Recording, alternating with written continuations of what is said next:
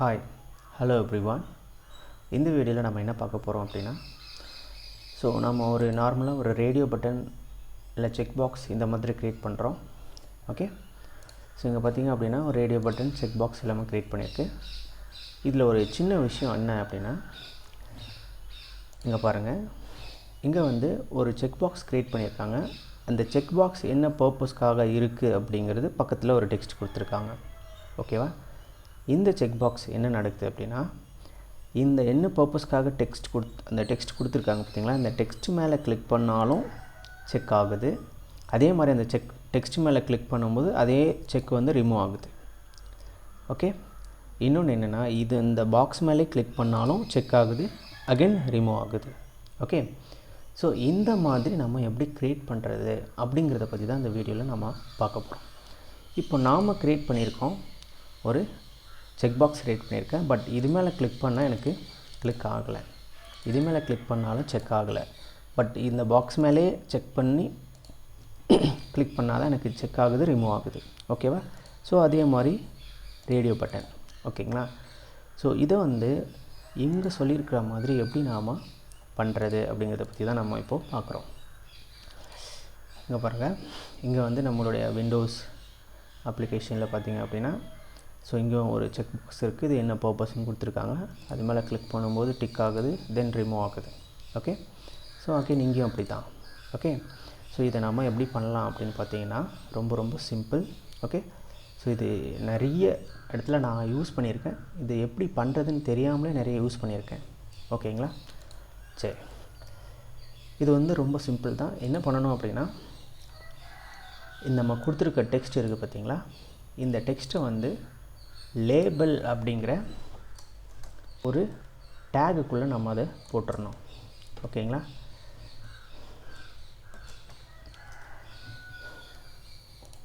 முதல்ல என்ன பண்ணலான்னா, எல்லா டெக்ஸ்ட்டையும் லேபிள் அப்படிங்கிற இந்த டேகுக்குள்ளே முதல்ல போட்டுருவோம்.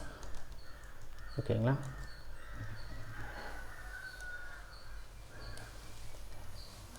முதல்ல எல்லாத்துக்கும் லேபிள் போட்டுடுறேன். தென் அதை கட் பண்ணி அதில் போட்டுருவோம். ஓகே, இதுதான் ப்ராசஸ்.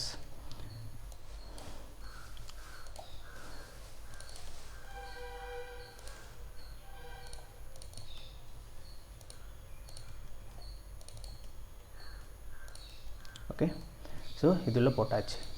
ஓகேங்களா? இப்போ இன்னொரு வாட்டி நம்ம செக் பண்ணி பார்த்துருவோம் ஒர்க் ஆகுதான்ட்டு. ஓகே, பாருங்கள், ஒர்க் ஆகலை. ஓகேங்களா? ஒர்க் ஆகலை. இங்கே என்னென்னா, இது ஒரு தனி டேகு, இது ஒரு தனி டேக்கில் இருக்குது. இது வேறு எலமெண்ட், இது வேறு எலமெண்ட். ஓகேவா? இந்த எலமெண்ட்டை கிளிக் பண்ணால் இந்த எலமெண்ட்டான ஆக்ஷன் நடக்கணும். ஓகேவா? அப்படின்னா இந்த ரெண்டு எலமெண்ட்டுக்கும் ஏதோ ஒரு லிங்க் கண்டிப்பாக இருக்கணும்.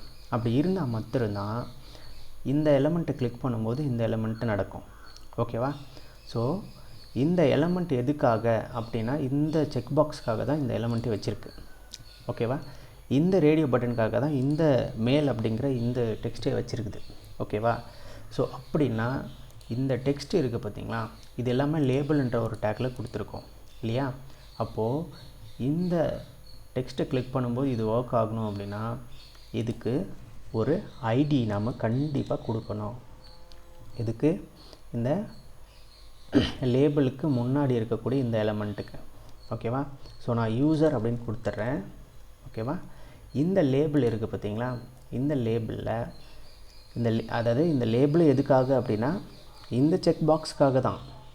ஓகேவா? அப்படின்னா ஃபார் அப்படின்னு போட்டுட்டு, ஓகே, இந்த ஃபாருங்கிறது ஏன் யூஸ் பண்ணுறோன்னு எனக்கு பர்சனலாக நான் ரொம்ப நாள் நான் ரொம்ப கன்ஃபியூஸ்டாக இருந்தேன். இது எதுக்காக யூஸ் பண்ணுறாங்கன்னு தெரியாமல்.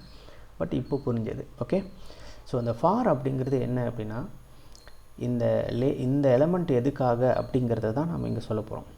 ஓகே, இந்த யூசர்ன்ற இந்த ஐடி எடுத்து இதில் போட்டுட்டிங்க அப்படின்னா, ஓகே, இந்த எலமெண்ட்டு இந்த செக் பாக்ஸ்க்காக தான் அப்படின்னும்போது, இங்கே இருக்கக்கூடிய இந்த யூசர் இந்த ஃபார் அப்படிங்கிற ஆட்ரிபியூட்க்கு வேல்யூவாக வரும்போது இந்த யூசரும் இங்கே கனெக்ட் ஆகுது. ஓகேவா? முக்கியமான விஷயம், இந்த ஐடியில் இருக்கிறது தான் நீங்கள் எடுத்து போடணும்.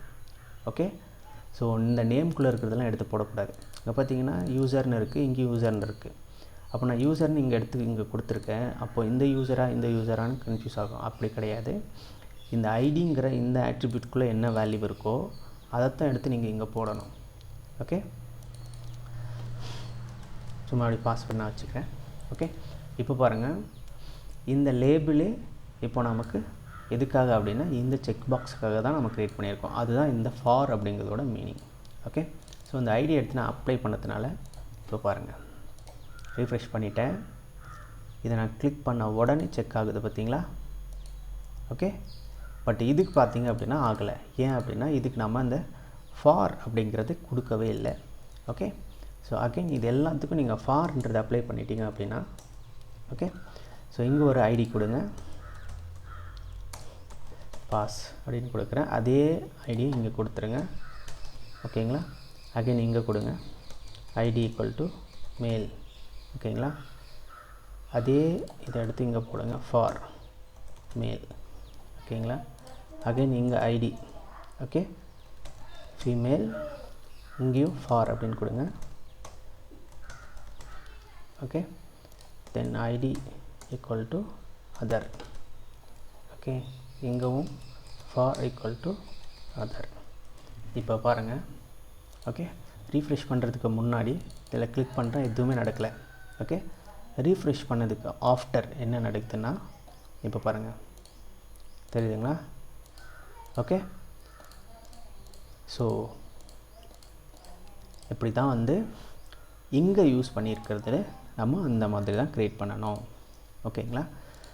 ஸோ இது வந்து பெரும்பாலும் உங்களுக்கு அதிகமாக இந்த மாதிரியான இது ஆப்ஷன் எங்கே தேவைப்படும் அப்படின்னா, ஒரு சூஸ் த பெஸ்ட் ஆன்சர். நீங்கள் வந்து ஒரு வெப்பேஜில் வந்து இந்த குயிஸ் மாதிரியோ இல்லை வந்து சூஸ் த பெஸ்ட் ஆன்சர் மாதிரியோ கொஷின் ஆன்சர்ஸ் எல்லாம் நீங்கள் வந்து கொடுக்குறீங்க அப்படின்னா, அப்போது வந்து அந்த ஆன்சர் மேலே கிளிக் பண்ணாலும் இந்த ரேடியோ பட்டன் இல்லை உங்களுடைய ஆப்ஷன் டிக் ஆகணும் அப்படின்னா, அந்த மாதிரி சமயத்தில் நீங்கள் என்ன பண்ணிக்கலாம்னா இந்த லேபிள் அப்படிங்கிற இந்த டெக்ஸ்ட் யூஸ் பண்ணி, லேபிள்ங்கிற இந்த டேக் யூஸ் பண்ணி ஃபார்ங்கிற இந்த ஆட்ரிபியூட் யூஸ் பண்ணால் மாத்திரம்தான் இந்த எலிமெண்ட் வந்து செக் ஆகும், ரிமூவ் ஆகும். ஓகேங்களா? ஸோ கண்டிப்பாக இந்த வீடியோ உங்களுக்கு யூஸ்ஃபுல்லாக இருக்கும்னு நினைக்கிறேன். ஓகே, ஸோ இந்த வீடியோ உங்களுக்கு யூஸ்ஃபுல்லாக இருந்தது அப்படின்னா லைக் பண்ணுங்கள். இது யாருக்கெல்லாம் யூஸ்ஃபுல்லாக இருக்கும்னு நினைக்கிறீங்களோ அவங்களோட ஷேர் பண்ணிக்கோங்க. ஓகேங்களா? ஸோ இந்த மாதிரியான ஒரு யூஸ்ஃபுல்லான வீடியோஸ் வேணும் அப்படின்னா மறக்காமல் இந்த சேனலுக்கு சப்ஸ்கிரைப் பண்ணிக்கோங்க. ஃப்யூச்சர் வீடியோஸ் வந்து உங்களுக்கு நோட்டிஃபிகேஷனாக கிடைக்கும். ஓகேங்களா? ஸோ தேங்க்யூ ஃபார் வாட்சிங் this video and have a great time. Thank you.